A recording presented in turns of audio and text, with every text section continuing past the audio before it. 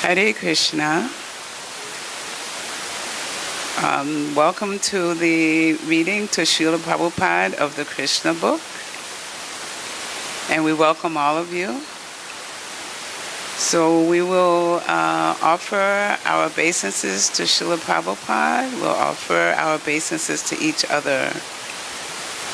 Nama Om Vishnu Padaya Krishna Prasthaya Bhutale Srimati Bhaktivedanta Swamini Namane Namaste Saraswati Devi Gauravani Pracharane Nirvasesha Sunyavadi Paskatade Shatarane.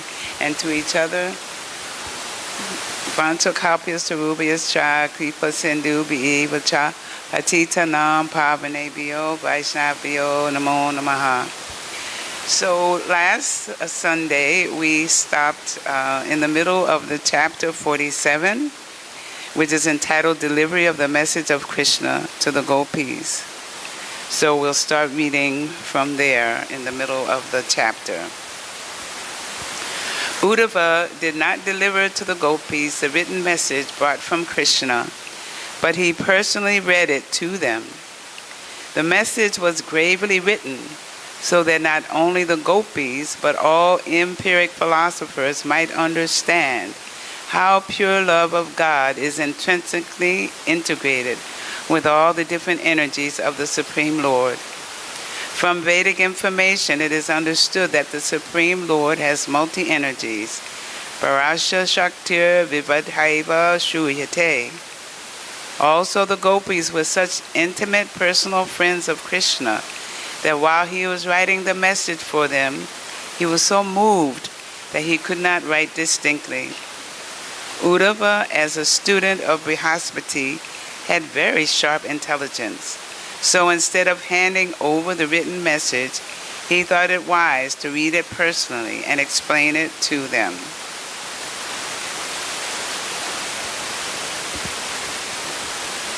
Uddhava continued.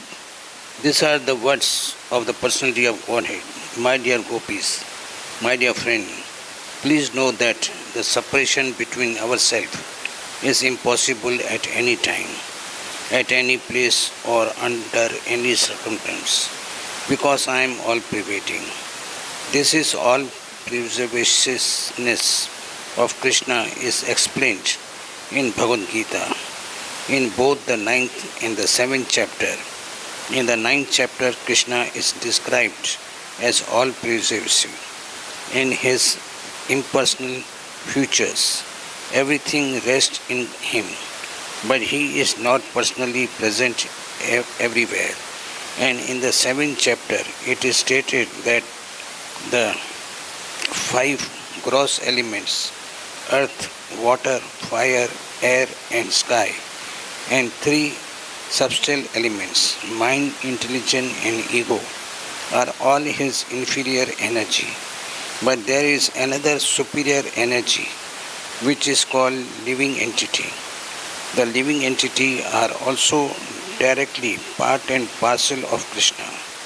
Therefore, Krishna is both the material and the effects cause of everything. He is always intermingled with everything as cause and effects. Not only the Gopis, but all the living entities are always in separation connected with Krishna in all circumstances.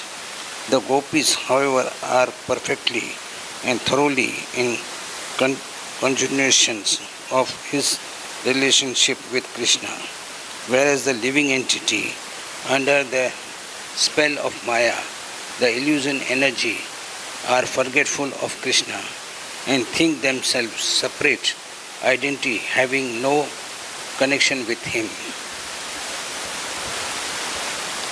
Love of Krishna consciousness is therefore the perfection of real knowledge in understanding things as they are. Our minds can never be vacant. The mind is constantly occupied with some kind of thoughts, and the subject matter of such thoughts can't be outside the 8 elements of Krishna's energy. One who knows these philosophical aspects of all thoughts is actually a wise man, and he surrenders unto Krishna. The gopis are the epitome of this perfectional stage of knowledge. They are not simple mental speculators. Their minds are always in Krishna. The mind is nothing but the energy of Krishna. Actually, any person who can think, feel, and will can't be separated from Krishna. But the stage in which he can understand his eternal relationship with Krishna is called Krishna consciousness.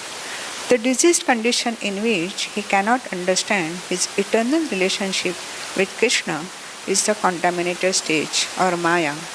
Since the gopis are on the platform of pure transcendental knowledge, their minds are always filled with Krishna consciousness. For example, as there is no separation between the fire and air, there is no separation between Krishna and the living entities. When the living entities forget Krishna, they are not in their normal condition. As for the gopis, because they are always thinking of Krishna, they are on the absolute stage of perfection in knowledge. The so-called empiric philosophers sometimes think that the path of bhakti is meant for the less intelligent. But unless the so-called man of knowledge comes to the platform of bhakti, his knowledge is certainly impure and imperfect. Actually, the stage of forgetfulness of our eternal relationship with Krishna is separation. But that is also illusory, because there is no such separation. The gopis were not situated in that illusory condition of life. So even from the philosophical point of view, for them, there was no separation. Uddhava continued, reading Krishna's message. Nothing is separate from me. The whole cosmic manifestation is resting on me and is not separate from me. Before the creation, I was existing. This is confirmed in the Vedic literature. Eko Narayana Asin Na Brahma Nishena. Before creation, there was only Narayan. There was no Brahma, no Shiva. The whole cosmic manifestation is manipulated by the three modes of material nature. It is said that Brahma, the incarnation of the quality of passion, created this universe. But Brahma is the secondary creator. The original creator is Narayan. This is confirmed by Shankaracharya. Narayana Paro Vyaktat. Narayan is transcendental, beyond this cosmic creation. In this way, nothing within this cosmic manifestation is separate from Krishna, although Krishna's original form is not visible in everything. Krishna creates, maintains and annihilates the whole cosmic manifestation by expanding himself in different incarnations. Everything is Krishna and everything depends on Krishna, but he is not perceived in the material energy, and therefore it is called Maya or illusion. In the spiritual energy, however, Krishna is perceived at every step in all circumstances. This perfectional stage of understanding is represented by the gopis. As Krishna is always aloof from the cosmic manifestation, although it is completely dependent on him, so a living entity is also completely aloof from his material conditional life, although the material body has developed on the basis of spiritual existence. In the Bhagavad Gita, the whole cosmic manifestation is accepted as the mother of the living entities, and Krishna is the father. As the father impregnates the mother by injecting the living entity within the womb, Krishna injects all the living entities into the womb of the material nature. They come out in different bodies according to their different fruitive activities. But in all circumstances, the living entity is aloof from this material conditional life.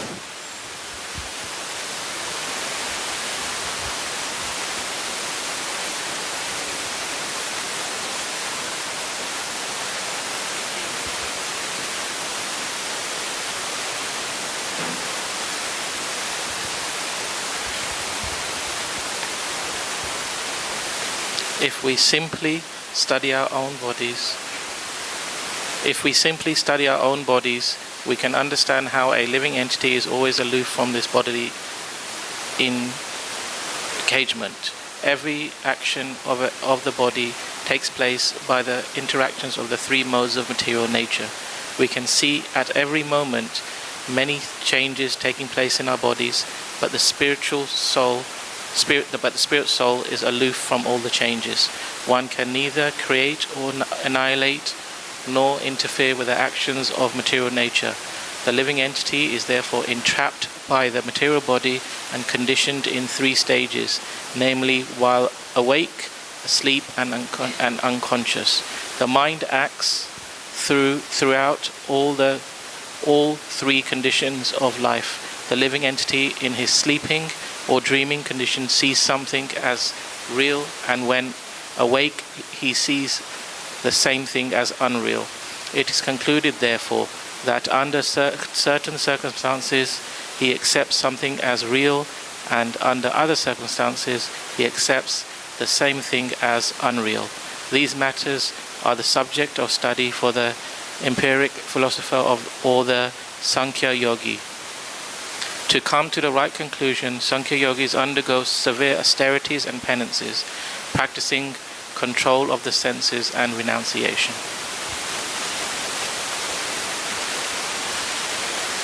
All these different ways of determining the ultimate goal of life are compared to rivers, and Krishna is compared to the ocean.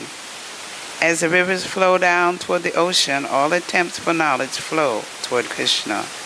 After many, many births of endeavor, when one actually comes to Krishna, he attains a perfectional state. Bhagavad Gita, Klesho Didika Taras Tesham Avyaktasakta Chetasam. All are pursuing the path of realizing me, but those who have adopted courses without any bhakti find their endeavor very troublesome. Krishna cannot be understood unless one comes to the point of bhakti. Three paths are enunciated in Bhagavad Gita: Karma Yoga, Jnana Yoga, and Bhakti Yoga. Those who are too much addicted to fruitive activities are advised to perform action which will bring them to bhakti. Those who are addicted to the pursuit of empirical philosophy are also advised to act in such a way that they will realize bhakti. Karma Yoga is therefore different from ordinary karma, and Jnana Yoga is different from ordinary jnana. Ultimately, as stated by the Lord in Bhagavad Gita, Bhaktya Mam Abhijanati, only through execution of devotional service can one understand Krishna. The perfectional stage of devotional service was achieved by the gopis because they did not care to know anything but Krishna. It is confirmed in the Vedas, Kasmin yu bhagavo vijnate sarvam idam vijnatam bhavatiti. This means that simply by knowing Krishna, one automatically acquires all other knowledge. Uddhava continued, reading Krishna's message. Transcendental knowledge of the Absolute is no longer necessary for you. You were accustomed to loving me from the very beginning of your lives. Knowledge of the Absolute Truth is specially required for persons who want liberation from material exchange. But one who has attained love for Krishna is already on the platform of liberation. As stated in Bhagavad Gita, anyone engaged in unloyal devotional service is to be considered situated on the transcendental platform of liberation. The gopis did not actually feel any pecks of the material exchange, but they felt the separation of Krishna. Krishna therefore said, "My dear gopis, to increase your super excellent love for me, I have purposely separated myself from you, so that you may be in content meditation on me." The gopis are in the perfectional stage of meditation. Yogis are generally more fond of meditating than of executing devotional service to the Lord, but they do not know that the perfection of the yoga system is the attainment of devotion. Thank you. This constant meditation on Krishna by the gopis is confirmed in the Bhagavad Gita to be the topmost yoga. Krishna knew very well the psychology of women. When a woman's beloved is away, she thinks of him more in meditation than when he is present before her.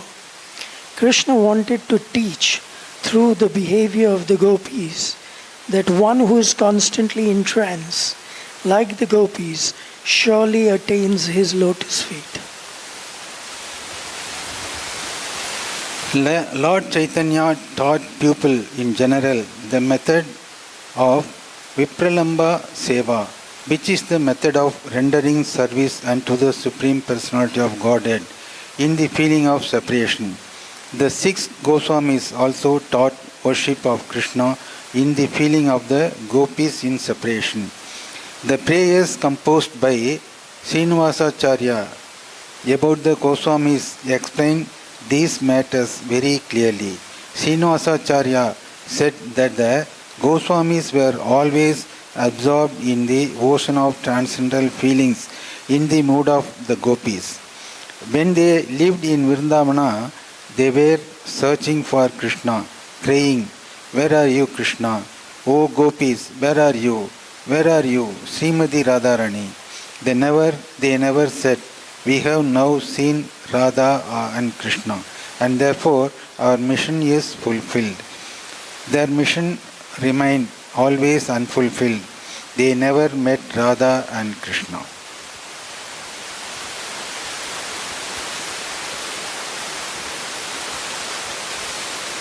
Krishna reminded the gopis that at the time of the Rasa dance, those gopis who could not join him for the Rasa Leela gave up their bodies simply by thinking of him. Absorption in Krishna consciousness by feeling separation is thus the quickest method for attainment of the lotus feet of Krishna. By the personal statement of Krishna, the gopis were convinced about the strength of feelings of separation. They were actually experiencing the supernatural method of Krishna worship and were much relieved by understanding that Krishna was not away from them but always with them.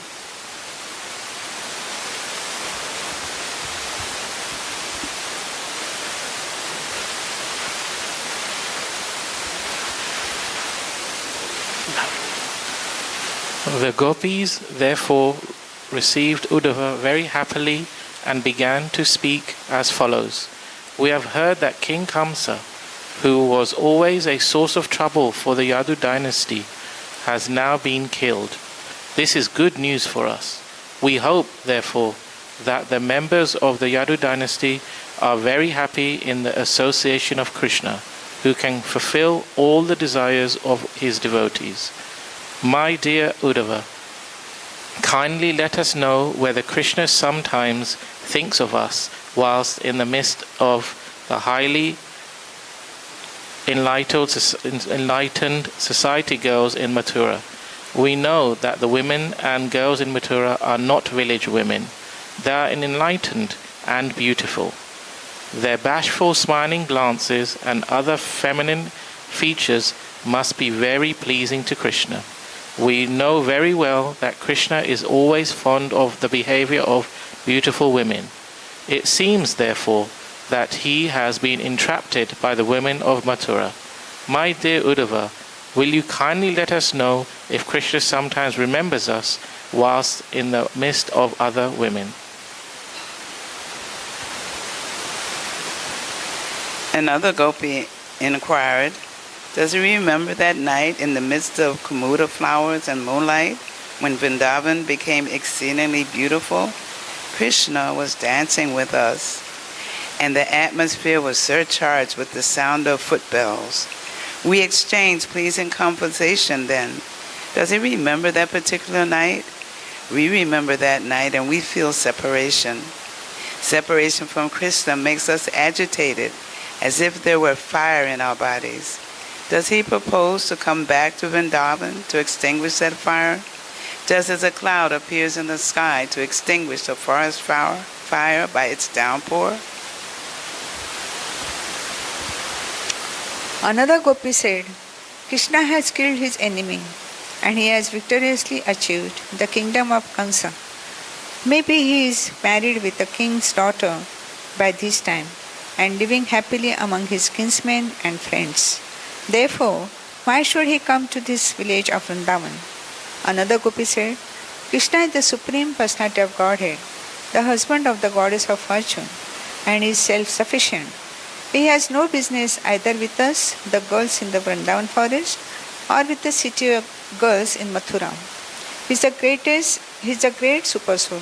He has nothing to do with any of us, either here or there.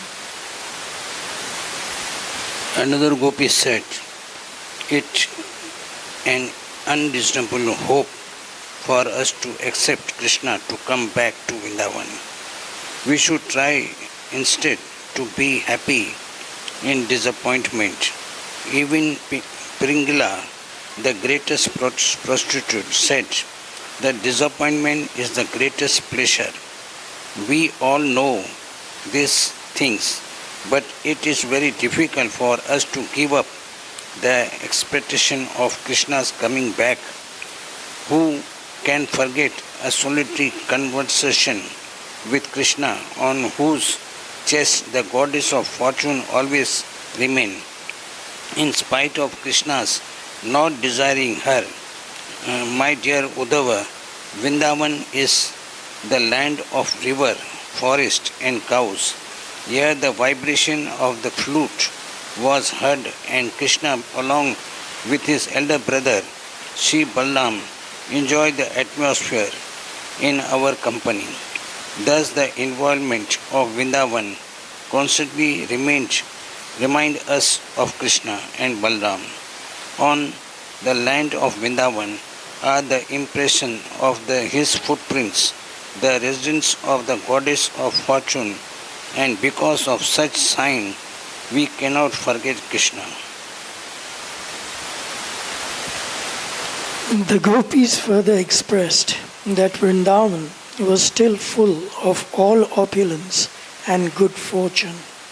There was no scarcity or want in Vrindavan as far as material necessities were concerned.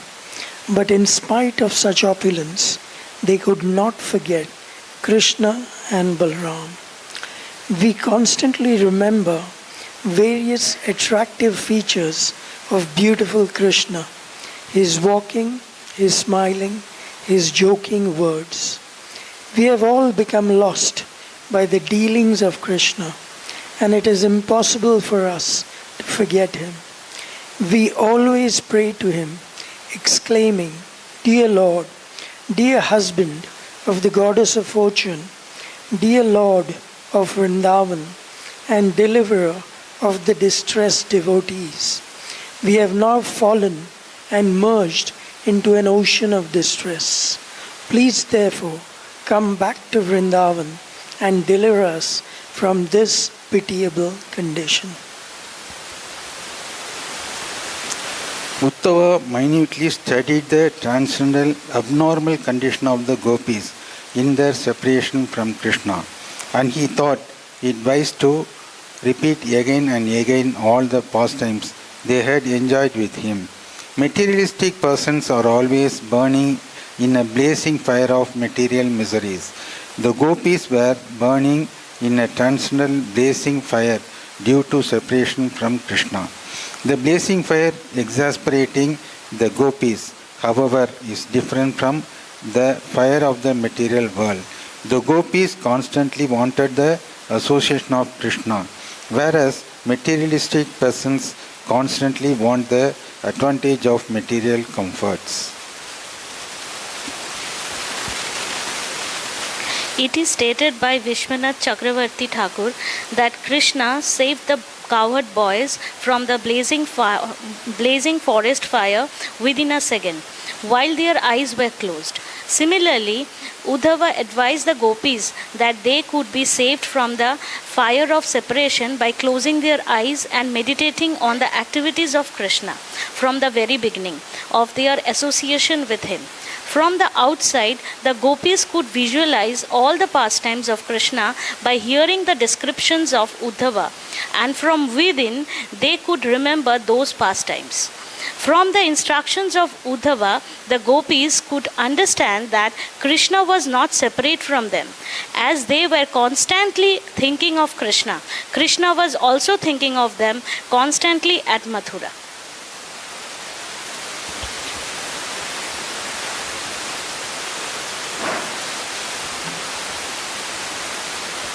Uddhava's messages and instructions saved the gopis from immediate death, and the gopis acknowledged the benediction from Uddhava.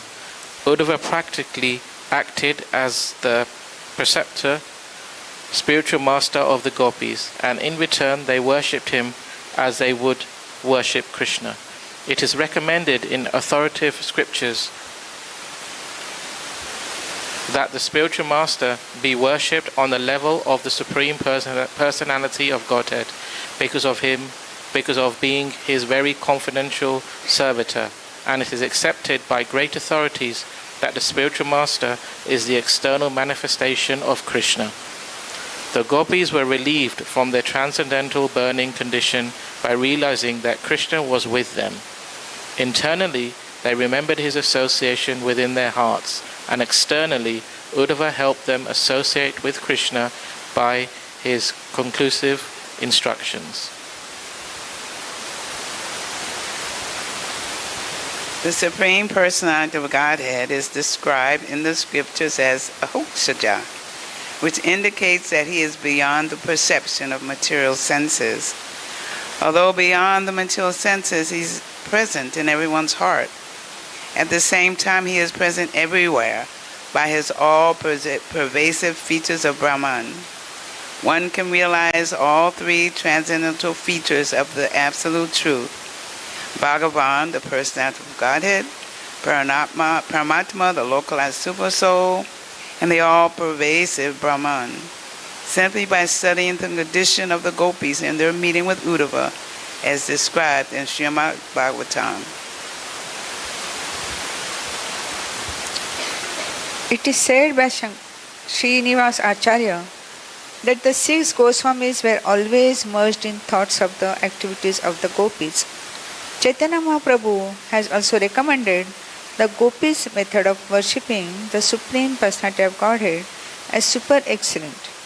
Srila Shukadeva Goswami has also recommended that anyone who hears from the right source about the dealings of the gopis with Krishna and who follows the instruction laid down by the previous Acharya will be elevated to the topmost position of devotional service and be able to give up the lust of the material enjoyment.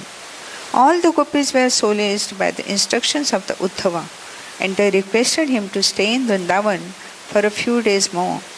Uddhava agreed to their proposals and stayed with them not only for a few days but for a few months.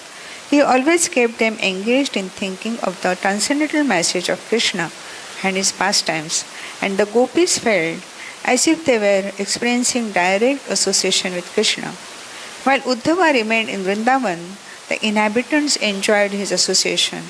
As they discussed the activities of Krishna, the days passed just like the moments. Vrindavan's natural atmosphere, with the presence of the river Yamuna, its nice orchards of trees decorated with the various fruits, Govardhana hill caves, blooming flowers, all combined to inspire Uddhava to narrate Krishna's pastime. The inhabitants enjoyed Uddhava's association in the same way that they enjoyed the association of Krishna. Uddhava was attracted by the attitude of gopis because they were completely attached to Krishna, and he was inspired by gopis' anxiety for Krishna. He offered them his respectful obeisances and composed song in praise of their transcendental qualities as follows. Among all living entities who have accepted the human form of life, The gopis are the super excellent, successful in their mission. Their thought is internal, absorbed in the lotus feet of Krishna. Great sages.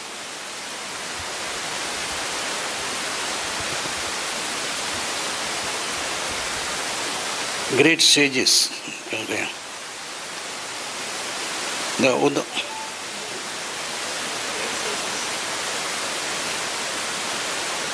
Uddhava prayed constantly honored the dust of the lotus feet of the gopis, whose chanting of Lord Krishna's transcendental pastime has become celebrated all over the three worlds. All living in Vrindavan for some time, Uddhava desired to go back to Krishna, and he begged permission to leave from Nanda Maharaj and Yashoda.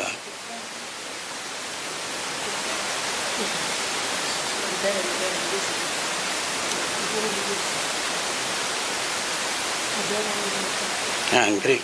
The great sages and we ourselves also try to be absorbed in meditation of the lotus feet of Krishna. But the gopis, having loving accepted the Lord, are automatically accustomed to this and do not depend on any yoga practice. The conclusion is that one who has attained the gopis condition of life does not have to take birth as Lord Brahma or be born in the Brahmana family or be initiated as Brahmana. Sri Uddhava confirmed Lord Krishna's statement in the Bhagavad Gita that one who takes shelter of him for the right purpose, be that person a Shudra, a woman, or the member of a low-grade family, will attain the highest goal of life. The gopis have set the standard of devotion for the whole world. One who follows in the footsteps of the gopis by constantly thinking of Krishna can attain the highest perfectional stage of spiritual life. The gopis were born not of any highly cultured family, but of cowherd men. Yet they developed the highest love of Krishna, who is the super soul, the supreme personality of Godhead, and the supreme Brahman. For self-realization or God realization, there is no need to take birth in a high family.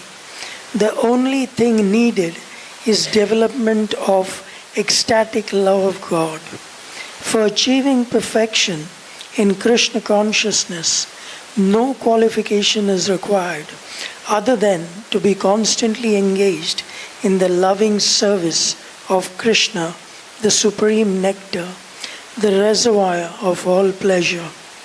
The effect of taking up Krishna consciousness is just like that of drinking nectar. With or without one's knowledge, it will act. The active principle of Krishna consciousness will equally manifest itself everywhere. It does not matter how and where one has taken his birth. Krishna will bestow his benediction upon anyone who takes to Krishna consciousness without any doubt. Uddhava continued, the supreme benediction attained by the gopis in spite of their being born in the families of cowherd men was never attained even by the goddess of fortune herself, and certainly not by the denizens of heaven. Though the bodily scent of the woman there is exactly like the scent of the lotus. The gopis are so fortunate that during the Rasalila, Krishna personally embraced them with his arms and kissed them face to face. Certainly it is not possible for any woman in the three worlds to achieve this except the gopis. Therefore, I wish to take birth as one of the plants or creepers in Vrindavana, who are so fortunate the gopis trampled them. The gopis have so lovingly served Krishna, Mukunda himself, the giver of liberation, who is searched after by great sages and saintly persons. For his sake, they left everything, their families, their children, their friends, their homes, and all worldly connections. Uddhava appreciated the exalted position of the gopis and wished to fall down and take the dust of their feet on his head. Yet he dared not ask the gopis to offer the dust from their feet. Perhaps they would not be agreeable. Therefore, to have his head smeared with the dust of the gopis' feet without their knowledge, he desired to become only an insignificant clump of grass or herbs in the land of Vrindavan. The gopis were so much attracted to Krishna that when they heard the vibration of his flute, they instantly left their homes, families, children, honor and feminine bashfulness and ran toward the place where Krishna was standing. They did not consider whether they were passing over the road or through the jungles. Imperceptibly, the dust of their feet was bestowed on small grasses and herbs of Vrindavan. Not daring to place the dust of the gopis' feet on his own head in this life, Uddhava aspired to have a future birth in Vrindavan in the position of a clump of grass or herbs. He would then be able to have the dust of the gopis' feet.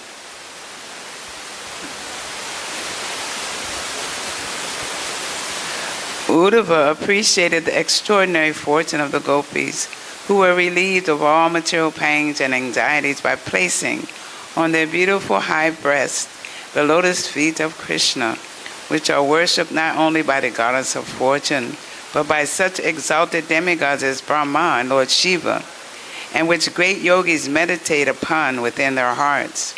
Thus Uddhava prayed to be constantly honored by the dust from the lotus feet of the gopis, whose chanting of Lord Krishna's transcendental pastimes has become celebrated all over the three worlds. After living in Vrindavan for some time, Uddhava desired to go back to Krishna, and he begged permission to leave from Nanda Maharaj and Yashoda. He had a farewell meeting with the gopis, and taking permission from them also, he mounted his chariot to start for Mathura.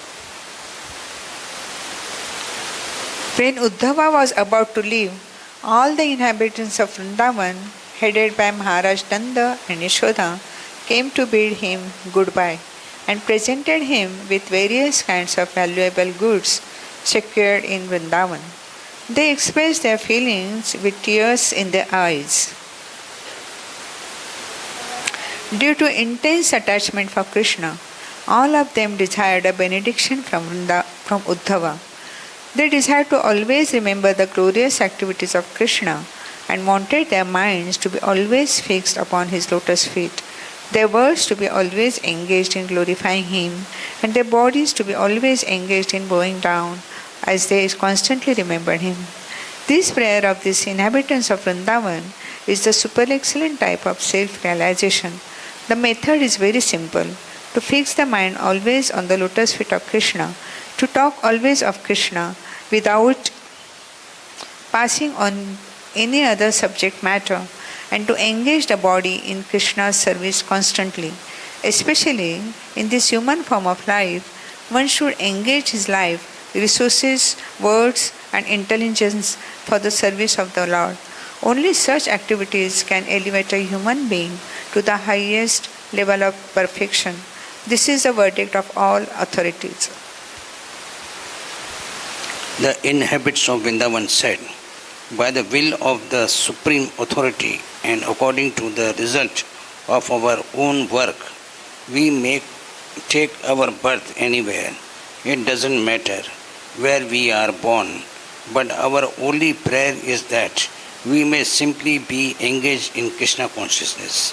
A pure devotee of the Lord never desire to be promoted to the heavenly planet, or even to the Vaikuntha or Golok Vrindavan, because he has no desire for his own personal satisfaction. A pure devotee regards heaven and hell to be on an equal level. Without Krishna, heaven is hell, and with Krishna, hell is heaven. When Uddhava had been fully honored and worshipped by the pure devotees of Vrindavan, he returned to Mathura and to his master Krishna. After offering respect by bowing down before Lord Krishna and Balram, he described the wonderful devotional life of inhabitants of Vrindavan. Then he presented to Vasudev, Krishna's father, and Ugrasen, Krishna's grandfather, all the gifts given by the inhabitants of Vrindavan.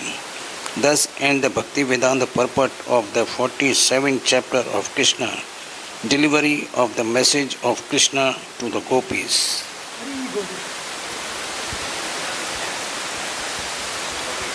So this is chapter 48 and it's entitled Krishna Pleases His Devotees.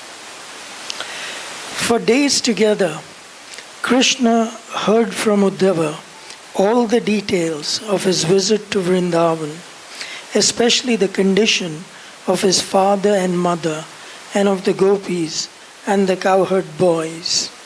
Lord Krishna was fully satisfied that Uddhava was able to solace them by his instructions and by the message delivered to them.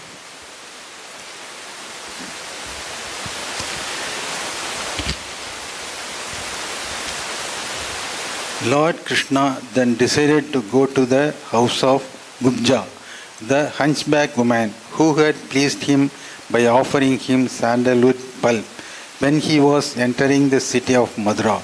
As stated in the Bhagavad Gita, Krishna always tries to please his devotees as much as the devotees try to please Krishna.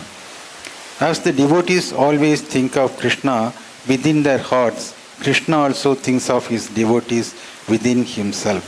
When Gubja was converted into a beautiful society girl, she wanted Krishna to come to her place so that she could try to receive and worship him in her own way. Society girls generally try to satisfy their clients by offering their bodies for the men to enjoy.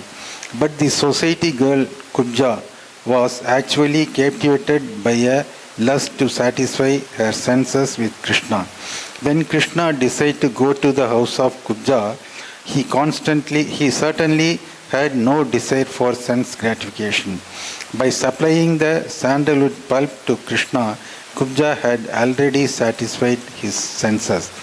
On the plea of her sense gratification, however, he decided to go to her house, not actually for sense gratification, but turn her into a pure devotee.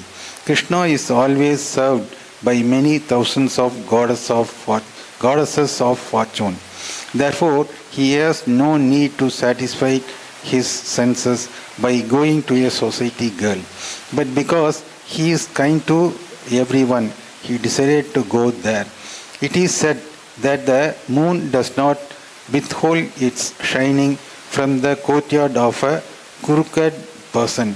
Similarly, Krishna's transcendental mercy is never denied to anyone who has rendered service unto him, whether through lust, anger,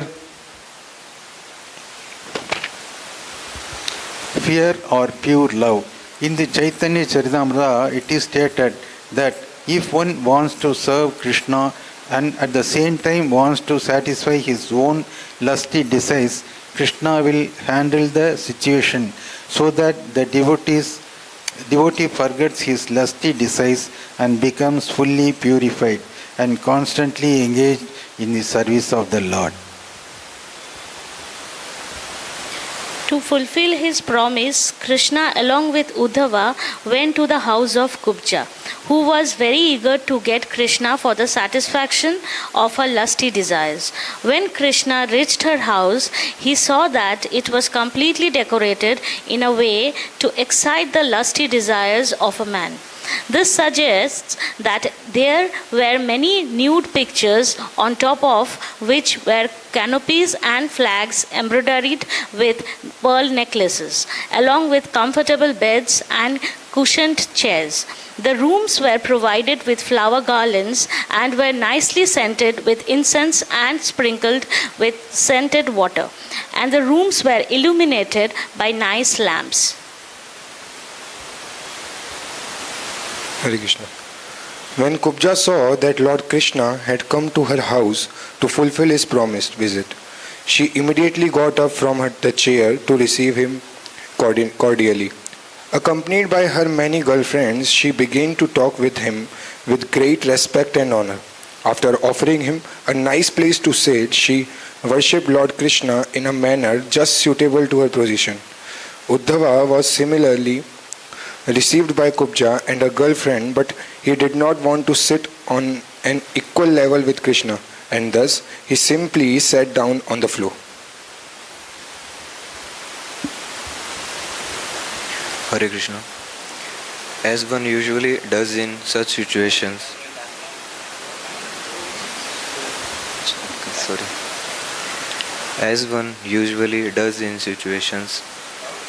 Krishna entered the bedroom of Kubja without wasting time. In the meantime, Kubja took her bath and smeared her body with sandalwood pulp. She dressed herself with nice garments, valuable jewelry, ornaments and flower garlands.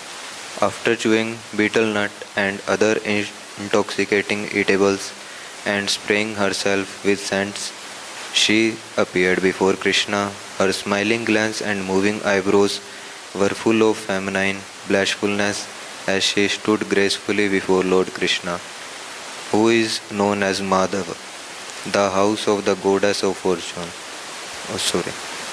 When Krishna saw Kubja hesitating to come before him, he immediately caught hold of her hand, which was decorated with bangles. With great affection, he dragged her near him and made her sit by his side.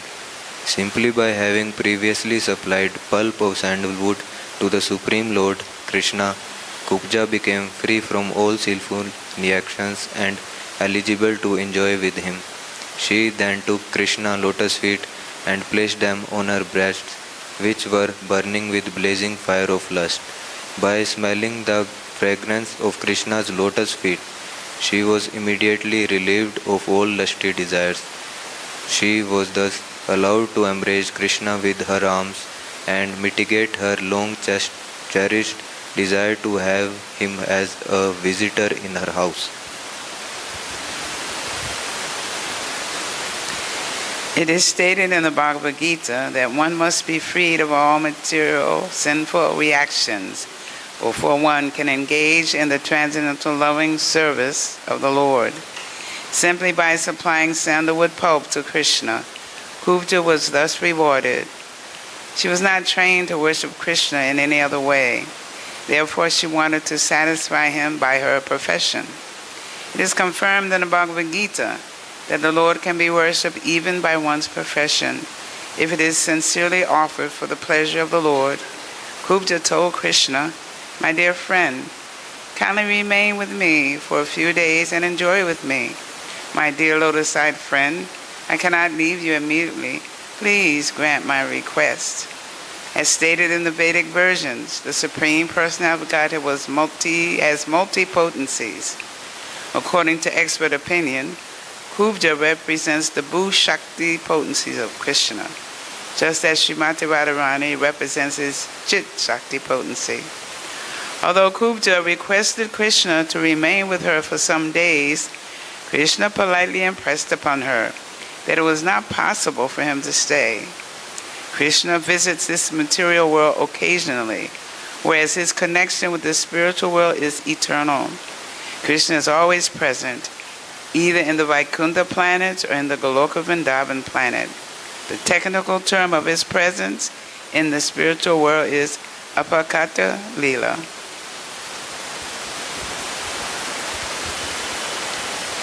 After satisfying Kubja with sweet words, Krishna returned home with Uddhava.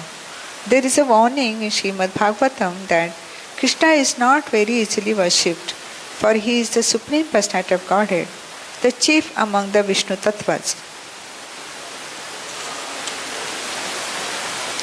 To worship Krishna or have association with him is not very easy.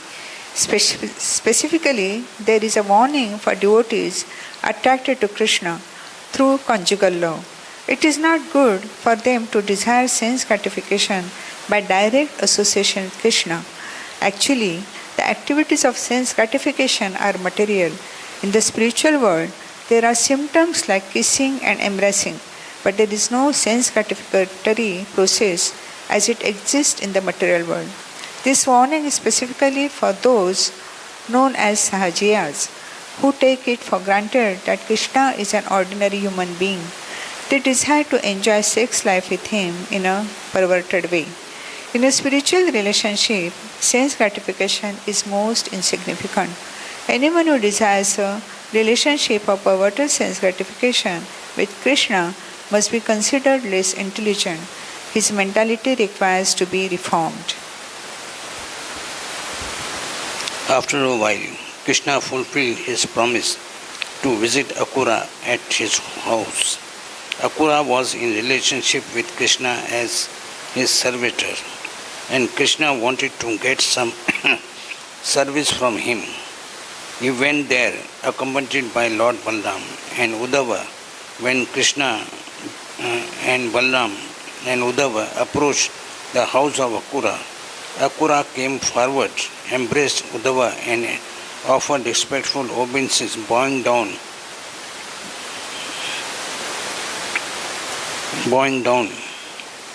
there before Lord Krishna and Balram. Krishna and Balram offered him obeisances in turn and went offered appropriate sitting place. When all the comfortable seated, Akura washed their feet and sprinkled water on his head. Then he offered nice clothing, flower and sandalwood plum in regular worship. All three of them were very satisfied by Akura's behavior. Akura then bowed down before Krishna, putting his head on the ground. Then placing Krishna's lotus feet on his lap, Akura gently began to massage them. When Akura was fully satisfied in presence of Krishna and Balram, his eyes filled with tears of love for Krishna, and he began to offer his prayers as follows. My dear Lord Krishna and Balram, it is very kind of you to have killed Kamsa and his associates. You have delivered the whole family of the Yadu dynasty from the greatest calamity. The Yadus will always remember your saving of their great dynasty. My dear Lord Krishna and Balram, both of you are the original personality from whom everything has emanated, the original cause of all causes. You have inconceivable energy and you are all pervasive. There is no cause and effect, gross or subtle, but you. You are the Supreme Brahman, realized through the study of the Vedas. By your inconceivable energy, you are actually visible before us. You create this cosmic manifestation by your own potencies and you enter into it yourself. As the five material elements, earth, water, fire, air, and sky, are distributed in everything, manifested by different kinds of bodies, you alone enter the various bodies created by your own energy. You enter the body as the individual soul and independently as the Supersoul. It is confirmed in the Bhagavad Gita that the material body is created by Krishna's inferior energy, that the living entities, the individual souls, are his parts and parcels, and that the Supersoul is his localized representation. Thus, while the material body, the living entity, and the Supersoul constitute an individual living being, originally they are all different energies of the one Supreme Lord. Akrura continued, in the material world, you create, maintain and dissolve the whole manifestation of the interactions of the three material qualities, namely goodness, passion and ignorance. But you are not implicated in the activities of those material qualities. For your supreme knowledge is never overcome like the knowledge of the individual living entity.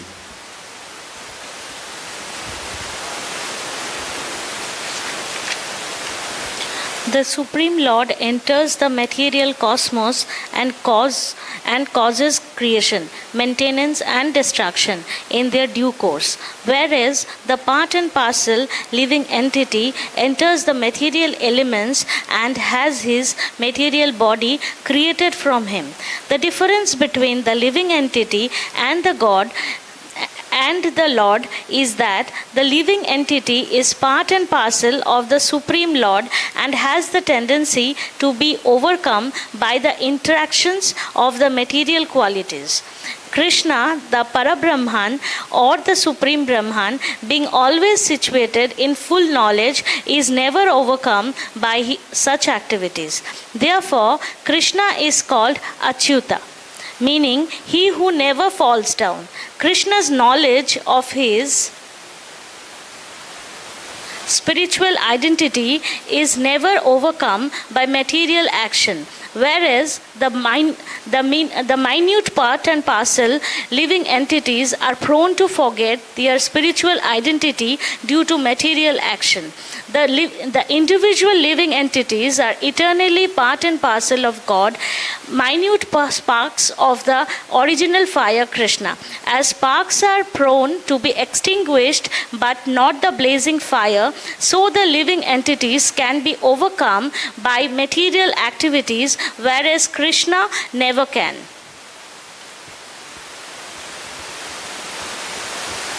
Akrura continued, less intelligent men misunderstand your transcendental form to be made of material energy. But that concept is not at all applicable to you.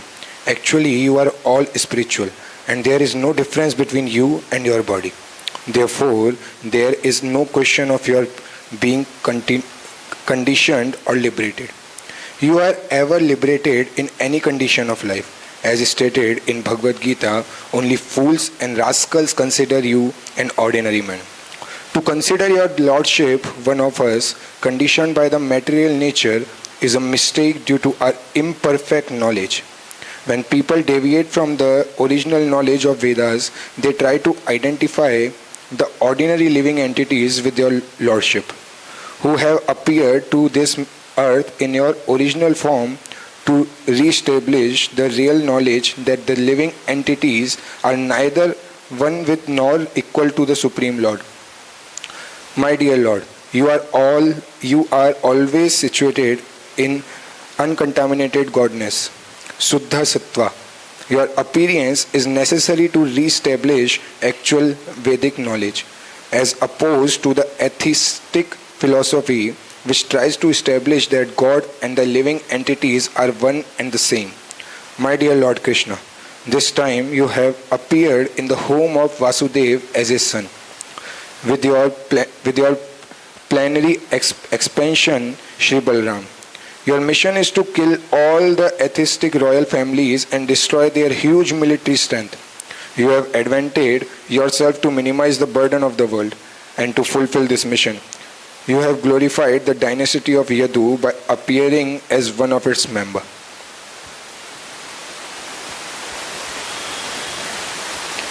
My dear Lord, today my home has been purified by your presence.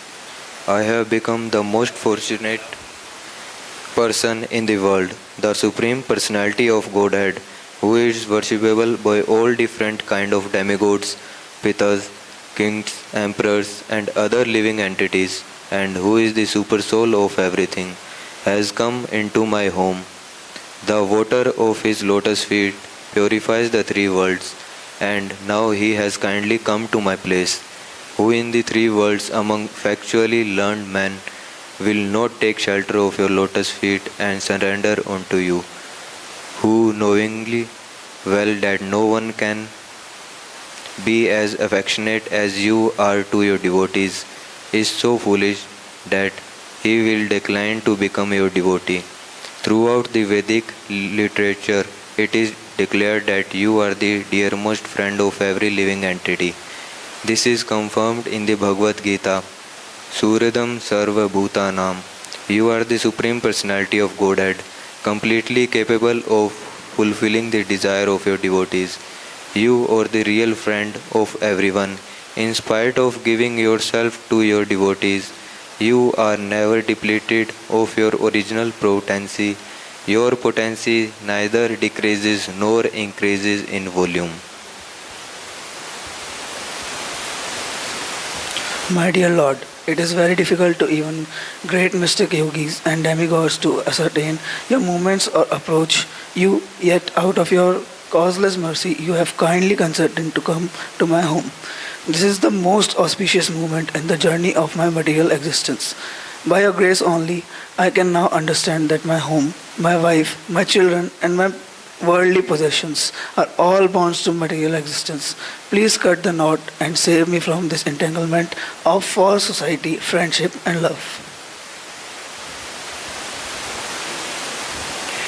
Lord Sri Krishna was very much pleased by Akrura's offering of prayers.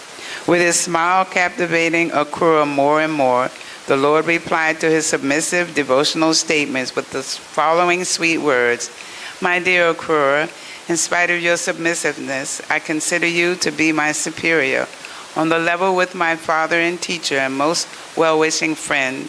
You are therefore to be worshipped by me, and since you are my uncle, I'm always to be protected by you. I desire you to maintain me, for I'm one of your own children. Apart from this filial relationship, an exalted devotee like you is always to be worshipped by everyone. Anyone who desires good fortune must offer his respectful obeisances unto personalities like you, who are greater than the demigods. People worship the demigods when in need of some sense gratification, and the devotees offer benedictions to their devotees after being worshipped. But a devotee like you, Akrura, is always ready to offer people the greatest benediction. A saintly person or devotee is free to offer benedictions to everyone, whereas the demigods can offer benedictions only after being worshipped. One can take advantage of a place of pilgrimage only after going there, and worshipping a particular demigod involves waiting a long time for the fulfillment of one's desire.